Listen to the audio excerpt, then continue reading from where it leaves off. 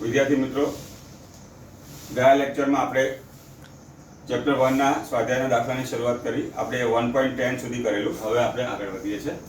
Okay, કોઈ એક પદાર્થ છે જેના પર -3.2 × 10⁷ જેટલો વિદ્યુતભાર રહેલો છે, -7.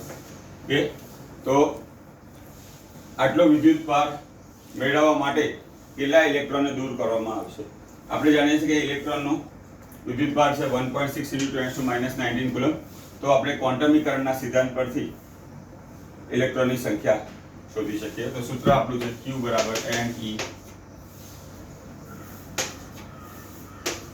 N = Q/E. Q આપેલું છે 3.2 -7 1.6 × -19. ઓકે, આ ઇલેક્ટ્રોનનો વિદ્યુતભાર પણ ઋણ છે. તો આ પદાર્થે 2 × 10⁻12 ઇલેક્ટ્રોન ગુમાવશે તો આટલો વિદ્યુતભાર મેળવશે. આ ઉપરાંત જ્યારે પદાર્થ ઇલેક્ટ્રોન ગુમાવશે તો એના દળ એક પદાર્થ પરથી બીજા પદાર્થ પર સ્થાનાંતર થશે. તો કેટલું દળ સ્થાનાંતર થશે? તો દળનું વાત શોધ્યું તો આટલા ઇલેક્ટ્રોન ગુમાવે છે 2 × 10⁻12 અને ઇલેક્ટ્રોનનું દળ આપણે જાણીએ છીએ. તો આપણે લખીએ N × Me. What is Me? ઇલેક્ટ્રોનનું દળ 9.11 10⁻31. તો 1.8 × 10⁻10. ઓકે, 18. હા, દળનું એકમ શું છે? તો આ રીતે આટલા દળનું સ્થાનાંતર થશે. ઓકે, હવે આપણો નેક્સ્ટ ક્વેશ્ચન છે એક્સરસાઇઝ નંબર 1.12. બે બિંદુઓ વિદ્યુતભાર આપે છે Q અને QB 6.5 × 10⁻7 કુલમ. એમના વચ્ચેનું અંતર 0.5 મીટર આપેલું છે. તો કુલમ બળનું સૂત્ર આપણે જાણીએ છીએ કે બંને હવાના માધ્યમમાં છે. K Q1 Q2/r². 9 × 10⁹ 6.5 -7 upon 0.5². તો આ રીતે આપણે સૂત્રની મદદથી ગણી શકીએ. તો 1.52 × 10⁻² ન્યૂટન. ઓકે, આ આપણો પહેલો આન્સર. હવે ક્વેશ્ચનનો બીજો પાર્ટ એવું કહે છે કે આ બંને વિદ્યુતભારોનું મૂલ્ય બમણું કરવામાં આવે. તો Q1 નું આપણે 2Q1 કરી દઈએ, QB નું 2Q2 અથવા QB નું આપણે 2QB કરી દઈએ. એમની વચ્ચેનું અંતર અડધું કરવામાં આવે છે. તો નવું કુલમ બળ શોધવાનું છે. તો F' = K 2Q1 2Q2 /r/2 નું છે. આનો આપણે સાદુરૂપ આપીએ તો 4 × 4 16 K Q1 Q2 /r² is equal to 16 × 1.52 -2. તો 2.433 × 10⁻⁴ ન્યૂટન આ નવું કુલમ બળ થશે. now આપણો પછીનો સમ છે દાખલો 1.13. એ આગળના દાખલા પર આધારિત છે. કે તો અહીંયા આપણે જોઈએ કે બે બિંદુઓ વિદ્યુતભાર QA અને QB પરનું કુલમ બળ 1.52 × 10⁻² ન્યૂટન છે. આ A અને B આપેલા અંતરે રાખેલા છે. હવે આપણે જોઈ શકીએ કે Q1 અને Q2 નું મૂલ્ય સમાન છે. હવે એક ત્રીજો વિદ્યુતભાર રહિત સમાન દળ અને દ્રવ્ય ધરાવતો ગોળો એના સંપર્કમાં લાવવામાં આવે છે. તો બંને વચ્ચે વિદ્યુતભારની વહેંચણી થશે. Q1 C પાસે શરૂઆતમાં કોઈ વિદ્યુતભાર નથી. ત્યારબાદ આ વિદ્યુતભારને B ના સંપર્કમાં લાવવામાં આવે છે. હવે B પાસે Q1 વિદ્યુતભાર છે. A પાસે પણ Q1/2 વિદ્યુતભાર છે. ફરી પાછું બંનેને સંપર્કમાં લાવીને દૂર કરવા વિદ્યુતભારની વહેંચણી થશે.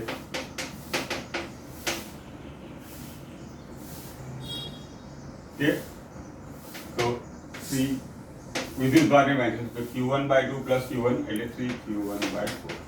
ઓકે, હવે નવું કુલમ બળ F'. હવે આપણે જોઈએ કે A ની પાસે Q1/2 વિદ્યુતભાર છે, B ની પાસે 3q/4 વિદ્યુતભાર છે. ઓકે, આપણે q1 બરાબર q2 લીધું છે એટલા માટે આ રીતે ગણી શકીએ. તો 9 કુલમ્બ બળ F ડેશ બરાબર k q1/2 3q1/4 3/8 kq1. તો આપણે જાણીએ કે kq1/q2 upon r2 એ શરૂઆતનું કુલમ્બ બળ છે. તો 3/8 into શરૂઆતનું કુલમ્બ બળ 1.2 into 10 -2 Newton. આ રીતે આપણે આ દાખલો કરીશું. સી આપણો પછીનો દાખલો છે એક્સરસાઇઝ સમ નંબર 1.14 કે અહીંયા વિદ્યુત ક્ષેત્ર આપેલું છે. એમાં આપણે ત્રણ વિદ્યુતભાર Q1 Q2 Q3 ને ગતિ કરવા દેવામાં આવે છે. એમને કાપેલું અંતર સપોઝ y જેટલું છે. કે કાપેલું અંતર y જેટલું છે. એ ધન કે ઋણ હોઈ શકે છે. શરૂઆતનો વેગ 0 છે. તો આપેલા વિદ્યુતભાર પૈકી કયા વિદ્યુતભાર માટે દળ અને વિદ્યુતભાર અને દળનો ગુણોત્તર Q/m મહત્તમ હશે. કે આપણે જોઈએ કે વિદ્યુત ક્ષેત્રનું બળ F બરાબર QE. આપણે એ પણ જાણીએ છીએ F બરાબર ma. તો ma બરાબર QE કે a બરાબર QE/m. ઓકે, અંતર સૂત્ર આપણે જાણીએ છીએ D બરાબર V0t + 1/2 at². ઓકે, શરૂઆતનો વેગ 0 છે. 1/2 a ની કિંમત છે QE/m. તો D બરાબર 1/2 QE. ઓકે, સી આપણે ત્રણ આલેખ જે આપેલા છે એના પરથી જાણીએ છીએ, જોઈ શકાય કે ત્રીજો વિદ્યુતભાર છે Q3 એનું વિચલન સૌથી વધારે છે એટલે એને કાપેલું અંતર મહત્તમ છે. તો આ રીતે Q3 વિદ્યુતભાર કાપેલું અંતર મહત્તમ છે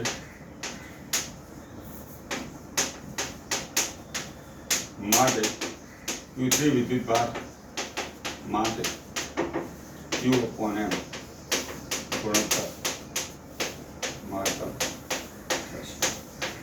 ઓકે, આ રીતે દાખલો. પછીનો સ્વાધ્યાયનો દાખલો છે 1.15. સી x દિશામાં વિદ્યુત ક્ષેત્રનું મૂલ્ય આપેલું છે. 10 સેન્ટીમીટર બાજુવાળું ચોરસને YZ સમતલમાં મૂકેલો છે. તો આ ચોરસ સાથે સંકળાયેલું ફ્લક્સ આપણે શોધવાનું છે. હવે આપણે જાણીએ છીએ કે ક્ષેત્રફળ સદિશ હંમેશા સપાટીને લંબ રૂપે હશે. કે સપોઝ આપણી પાસે આ બુક છે તો એનો ક્ષેત્રફળ સદિશ આ દિશામાં હશે. કે તો અહીંયા પણ આ YZ સમતલની લંબ દિશા એટલે x દિશામાં ક્ષેત્રફળ સદિશ. કે ક્ષેત્રફળનું મૂલ્ય આપણે 10 સેન્ટીમીટર બાજુ આપી છે, બાજુની લંબાઈ, ક્ષેત્રફળ આપણે શોધી લીધું. વિદ્યુત ક્ષેત્રનું મૂલ્ય આપેલું છે. અહીં આપણે જોઈ શકીએ છીએ કે વિદ્યુત ક્ષેત્ર અને ક્ષેત્રફળ સદિશ બંને એક જ દિશામાં છે. તો આ સમતલ સાથે સંકળાયેલું ફ્લક્સ phi બરાબર E.A EA cos થીટા. થીટાનું મૂલ્ય 60 છે. થીટાનું મૂલ્ય 0 આપેલું છે, 0 થયું છે. તો EA cos 0 is 1.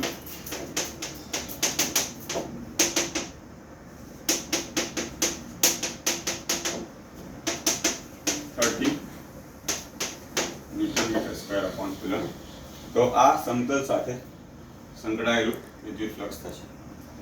બીજી પરિસ્થિતિ આપેલી છે કે આ જે ચોરસ છે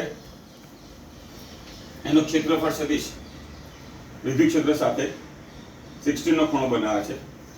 તો થીટા બરાબર 60 cos 60 બરાબર આપણે જાણીએ છીએ 1/2. તો ફ્લક્સ phi બરાબર E.A.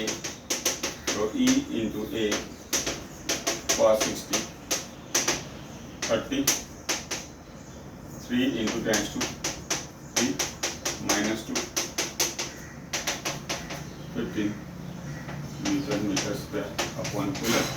તો આ પરિસ્થિતિમાં ચોરસ સાથે સંકળાયેલું ફ્લક્સ જેમાં 15 એમ્પિયર સેકન્ડ થશે. હવે પછીનો સ્વાધ્યાયનો દાખલો છે એક્સરસાઇઝ નંબર 1.16. સી આપણું ક્વેશ્ચન છે કે એક 20 સેન્ટીમીટર બાજુવાળો સમઘન એવી રીતે મૂકેલો છે કે એનો એક શિરોબિંદુ ઉગમ બિંદુ પર છે, વિદ્યુત ક્ષેત્ર x દિશામાં છે અને એની બે બાજુઓ yz અક્ષને સમાંતર છે કે તો આ સમઘન વડે ઘેરાયેલું ફ્લક્સ. હવે બાજુ એકની વાત કરીએ તો એનું ક્ષેત્રફળ સદિશ a કે વિદ્યુત ક્ષેત્રની વિરુદ્ધ દિશામાં થશે. તો સપોઝ બાજુ એક બાજુ વડે ઘેરાયેલ ફ્લક્સ, સંકળાયેલ ફ્લક્સ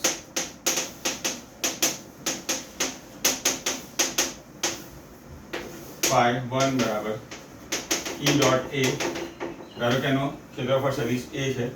અહીંયા વિદ્યુત ક્ષેત્ર અને ક્ષેત્રફળ સદિશ પરસ્પર વિરુદ્ધ દિશામાં થીટા બરાબર 180 cos 180 બરાબર -1, તો E into A cos 180.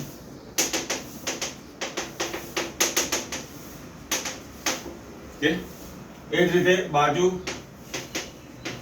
બે વડે સાથે સંકળાયેલ ફ્લક્સ phi 2 બરાબર E ડોટ A. અહીંયા આપણે જોઈ શકીએ છીએ કે ક્ષેત્રફળ સદિશ અને વિદ્યુત ક્ષેત્ર એક જ દિશામાં છે. થીટા બરાબર 0 cos 0 બરાબર 1, તો E into A cos 0 is 1. Cool flux શોધવું છે phi બરાબર phi 1 plus phi 2 minus EA. તો આ રીતે સમઘનની બે બાજુઓ 1 અને 2 સાથે સંકળાયેલ ફ્લક્સ શોધો. પછીનો ક્વેશ્ચન છે એક્સરસાઇઝ નંબર 1.17. કે ધારો કે આપણને કીધું છે કે કોઈ બ્લેક બોક્સ છે અથવા કોઈ એક બંધ રચના, તેના સાથે સંકળાયેલું ફ્લક્સ 8 × 10⁻³ એમ્પિયર્સ એટલે કે બહારની દિશામાં આપેલું છે ધન મૂલ્ય. તો આ બોક્સ સાથે સંકળાયેલ વિદ્યુતભાર કે તો ફ્લક્સનું સૂત્ર છે ફ્લક્સ phi બરાબર q upon epsilon 0 કે તો q બરાબર phi into epsilon 0. ફ્લક્સનું મૂલ્ય છે 8 × 10⁻³ 8.85. E0 નું વેલ્યુ મૂલ્ય વિદ્યુતભારનો એકમ શું હશે? હવે ક્વેશ્ચનનો બીજો પાર્ટ કહે છે કે આ જો ફ્લક્સનું કિંમત 0 હોય તો આ બોક્સની અંદર કેટલો વિદ્યુતભાર હશે? તો અહીંયા ફ્લક્સ આપેલું છે 0, q આપેલું છે. તો આપણે જાણીએ છીએ ફ્લક્સ phi બરાબર સિગ્મા q upon epsilon 0 અથવા q upon epsilon 0 પ્લસ ફ્લક્સની કિંમત 0 આપેલી છે. તો આ બ્લેક બોક્સ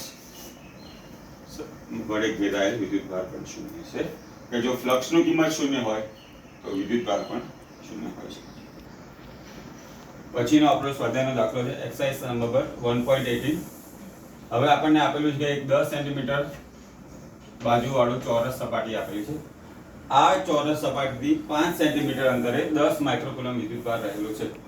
તો આ એક બાજુ સાથે સંકળાયેલ ફ્લક્સ શોધવાનું છે.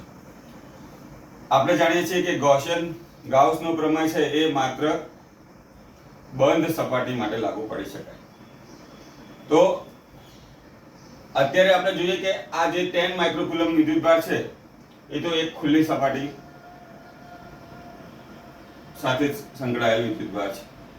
તો સપોઝ આપણે 10 સેન્ટીમીટર બાજુવાળો સમઘન પૂરો કરીએ તો આ બિંદુવત વિદ્યુતભાર 10 માઇક્રોકુલમ એના વડે ઘેરાયેલો હશે. તો જ્યારે આપણે આ સમઘન સાથે સંકળાયેલું ફ્લક્સ શોધીશું તો કુલ 6 બાજુ સાથે સંકળાયેલ ફ્લક્સ મળશે. પરંતુ આપણો જે ક્વેશ્ચન શું કહે છે, આપણે એક જ બાજુ સાથે સંકળાયેલ ફ્લક્સ શોધવું છે. તો એક બાજુ સાથે સંકળાયેલ ફ્લક્સ phi બરાબર 1/6. કેમ કે આપણે એક જ બાજુ માટે મૂલ્ય મેળવવું છે q upon epsilon 0 જે ગાઉસના પ્રમાણનું સૂત્ર છે. q ની કિંમત લખીએ 10 × 10⁻6 6 × 8.85 × 10⁻12 તો 1.883 × 10⁵ એ આપણને એક બાજુ સાથે સંકળાયેલું ફ્લક્સ મળી શકશે. હવે આપણું એક્સરસાઇઝ નંબર 1.19 કે 2 માઇક્રોકુલોમ્બ વિદ્યુતભારને 9 સેન્ટીમીટર બાજુવાળા સમઘનની અંદર મૂકેલો છે. તો આ સમઘન સાથે સંકળાયેલ ફ્લક્સ શોધવાનું છે. તો ફ્લક્સનું સૂત્ર ફરીથી આપણે લખી શકીએ. ફ્લક્સ ϕ બરાબર સિગ્મા q અપોન એપ્સિલોન 0 અથવા 2 × 10⁻6 upon 8.85 - 12 2.26 × 10⁵ newton metre square upon coulomb. Okay, તો આ રીતે અહીંયા પણ આપણે એકમ લખી શકીએ. બંને દાખલામાં આપણે ફ્લક્સ પછીનો ક્વેશ્ચન છે એક્સરસાઇઝ સમ નંબર 1.20. હવે એક 10 સેન્ટીમીટર ત્રિજ્યાવાળા ગોળા સાથે સંકળાયેલું ફ્લક્સની કિંમત આપેલી છે 1 × 10⁻³ એમ્પિયર સેકન્ડ. પહેલો ક્વેશ્ચન શું કહે કે જો ગોળાની ત્રિજ્યા બમણી કરવામાં આવે તો ફ્લક્સમાં શું ફેરફાર થઈ શકે. આપણે જોઈએ છીએ કે ફ્લક્સનું સૂત્ર શું છે. ફ્લક્સ ϕ બરાબર સિગ્મા q અપોન એપ્સિલોન 0 અથવા q અપોન એપ્સિલોન 0. કે હવે આપણે ગોળાની ત્રિજ્યા બમણી કરીશું તો તેની સાથે સંકળાયેલ વિદ્યુતભાર બદલાશે નહીં, એટલે ફ્લક્સનું મૂલ્ય સમાન હશે. ત્રિજ્યા બમણી કરતા ઘેરાયેલ વિદ્યુતભાર બદલાશે નહીં. આથી ફ્લક્સ સમાન રહેશે. કે બીજો પાર્ટ કહે છે ક્વેશ્ચન કે આ જે ફ્લક્સ ઉત્પન્ન કર્યું એ વિદ્યુતભારનું મૂલ્ય. તો ફ્લક્સ ϕ બરાબર q અપોન એપ્સિલોન 0 ϕ × એપ્સિલોન 0.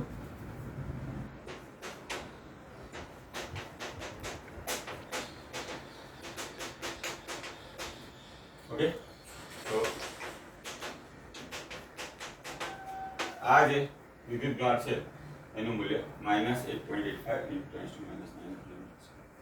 કે પછીનો ક્વેશ્ચન છે એક્સરસાઇઝ નંબર 1.21 કે બિંદુવત વિદ્યુતભાર 10 સેન્ટીમીટર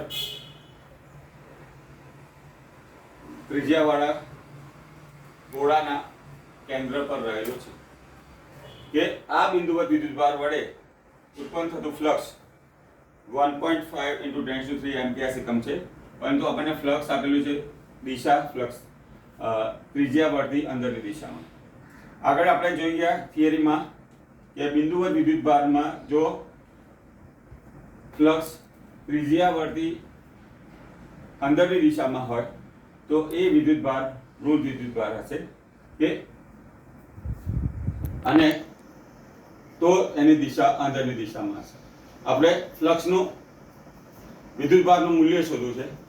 ફ્લક્સ ϕ બરાબર q અપોન એપ્સિલોન 0. તો q બરાબર ϕ × એપ્સિલોન 0 1.5 × 10⁻³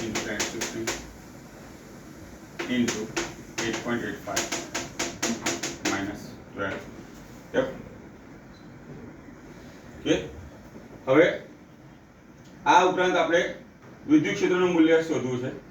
ઓકે, કે સોરી આપણે અહીંયા વિદ્યુત ક્ષેત્રનું મૂલ્ય આપેલું છે. આપણે જાણીએ છીએ વિદ્યુત ક્ષેત્ર કેવી રીતે દિશા રાશિ છે, ભૌતિક રાશિ, સદિશ રાશિ છે. અહીંયા વિદ્યુત ક્ષેત્ર ત્રિજ્યાવર્તી અંદરની દિશામાં આપેલી છે અને વિદ્યુત ક્ષેત્રનું મૂલ્ય E બરાબર 1.3 × 10⁻³ ન્યૂટન પર કુલમ છે. કે આપણને ગોળાની ત્રિજ્યા આપી છે એ પરથી આપણે વિદ્યુતભારનું મૂલ્ય શોધવું છે. તો બિંદુવત વિદ્યુતભારના વિદ્યુત ક્ષેત્રનું સૂત્ર આપણે જાણીએ છીએ E બરાબર kq/r². તો q બરાબર ER² અપોન k. એની કિંમત આપેલી છે r.1 નો સ્ક્વેર. એની કિંમત 9 × 10⁹ કે વિદ્યુતભારનું મૂલ્ય -6.67. કેમ કે કે આપણે જાણીએ છીએ કે ઋણ વિદ્યુતભાર હોય એ જ ત્રિજ્યાવર્તી અંદરની દિશામાં વિદ્યુત ક્ષેત્ર ઉત્પન્ન કરી શકશે.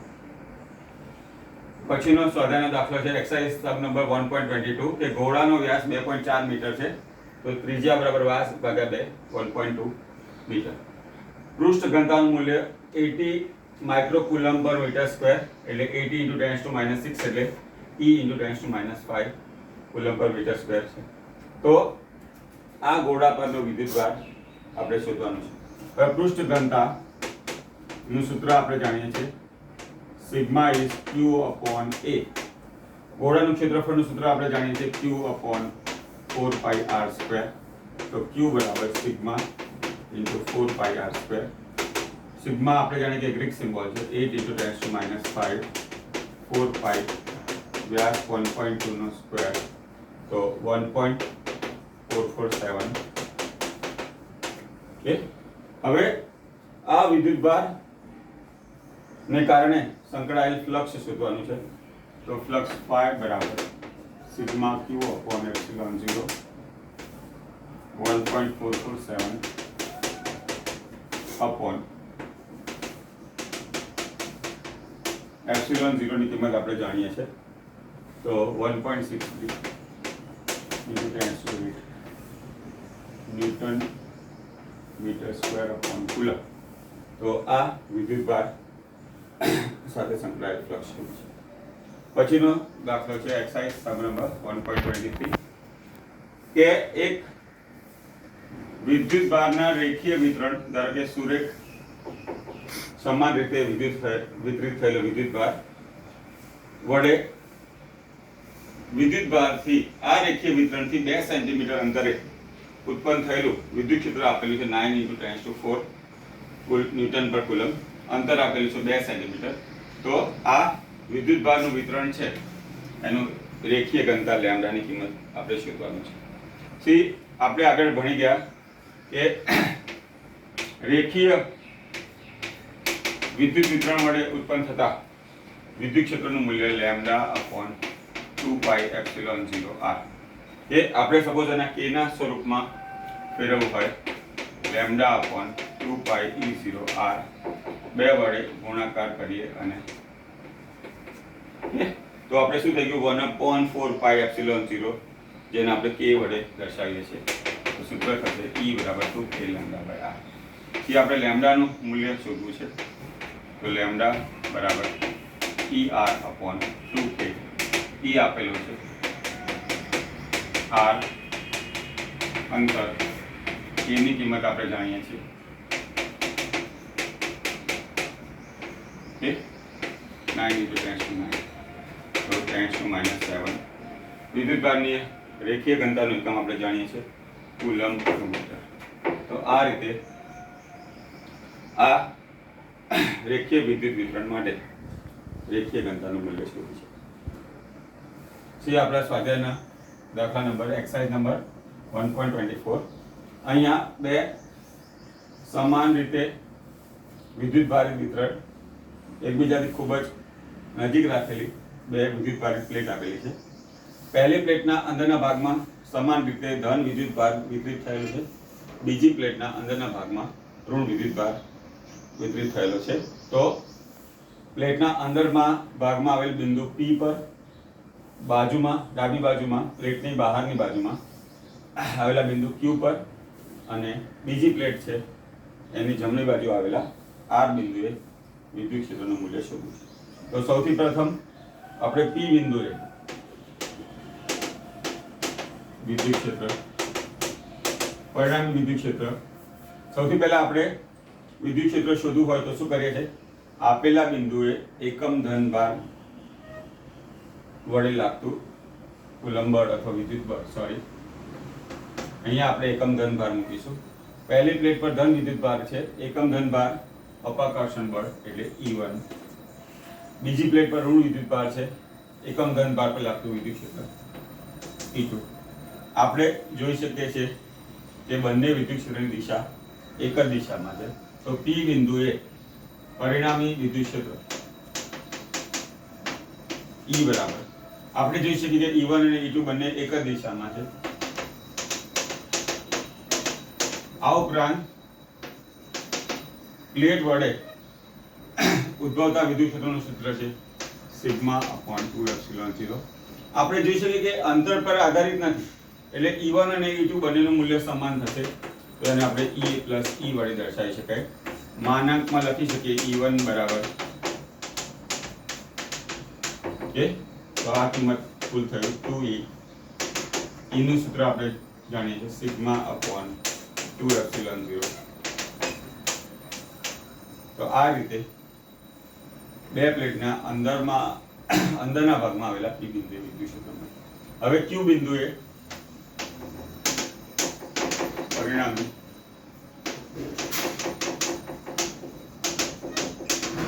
ઓકે, તો Q બિંદુએ એકમ ધન ભાર મૂકતા પહેલી પ્લેટ વડે અહીંયા ધન વિદ્યુત ભાર છે, આ પણ ધન વિદ્યુત ભાર, અપાકર્ષણ E1, આમાં ઋણ વિદ્યુત ભાર પ્લેટ વડે ઉદ્ભવતું વિદ્યુત ક્ષેત્ર E2.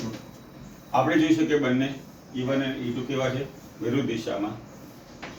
E બરાબર,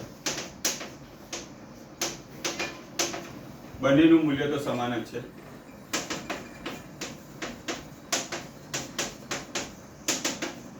ઓકે, આ ઉપરાંત R બિંદુએ પરિણામી, તો R બિંદુએ મૂકેલા એકમ ધન ભાર પર લાગતું બળ, આ ઋણ વિદ્યુત ભાર, આ પહેલી પ્લેટ પર ધન વિદ્યુત ભાર છે, એનું વિદ્યુત ક્ષેત્ર E1, બીજી પ્લેટ પર ઋણ વિદ્યુત ભાર છે. અહીં પણ આપણે જોઈ શકીએ કે બંને વિદ્યુત ક્ષેત્ર કેવા, સમાન મૂલ્યના અને વિરુદ્ધ દિશામાં છે. E બરાબર E1 minus E2 sigma upon 2 epsilon 0. તો આપણે જોઈ શકીએ છીએ કે Q અને R બિંદુએ પરિણામે વિદ્યુત ક્ષેત્ર શૂન્ય છે. P બિંદુએ વિદ્યુત ક્ષેત્રનું મૂલ્ય સિગ્મા અપોન એપ્સિલોન 0.